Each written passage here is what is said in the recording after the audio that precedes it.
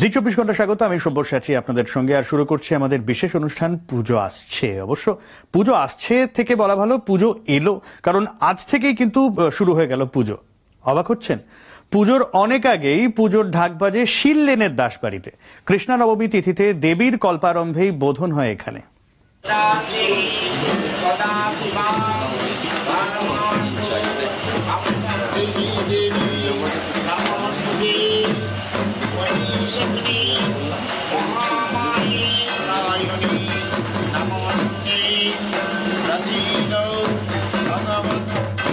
শুরু হয়ে গেল পুজো, বেজে উঠল পুজোর ঢাক। দেবীর বোধন হয়ে গেল শিললেনের দাসবাড়িতে। দাসবাড়ির পুজোর এটাই রীতি। কৃষ্ণা নবমী তিথিতে দেবীর কল্পারম্ভেই বোধন হয়। এই দিনেই প্রতি বছর শুরু হয়ে যায় দাসবাড়ির পুজো।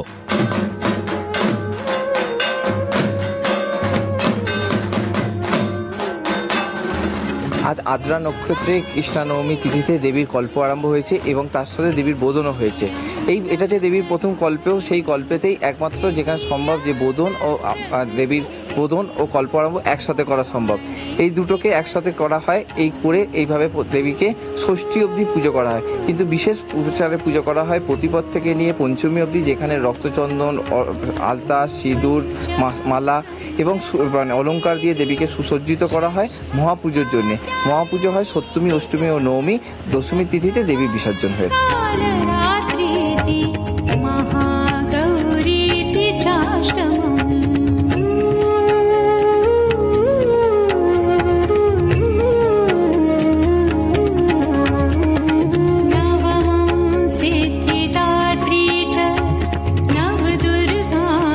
শাস্ত্রমতে এখনো পিতৃপক্ষের অবসান হয়নি। মহালয়াতেই পিতৃপক্ষের অবসান, দেবীপক্ষের সূচনা। কিন্তু পিতৃপক্ষেই শিলবাড়িতে শুরু হয়ে গেল দেবী আরাধনা।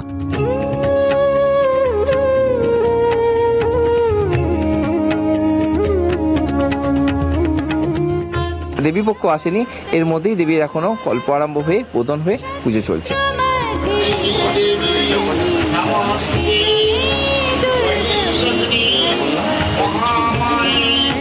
পুজো অনেকটা আগেই আসে শিলবাড়িতে।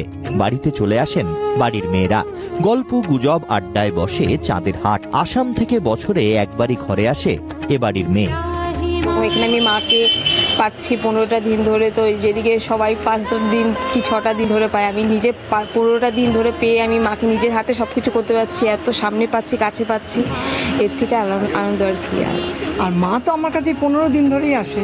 তাছাড়া সবসময় তো রয়েছে মা, যে রূপে আমি ডাকছি সেই রূপেই পাচ্ছি। বিশেষ করে এই শারদীয়া উৎসব উপলক্ষে 15 দিনটাই পাই।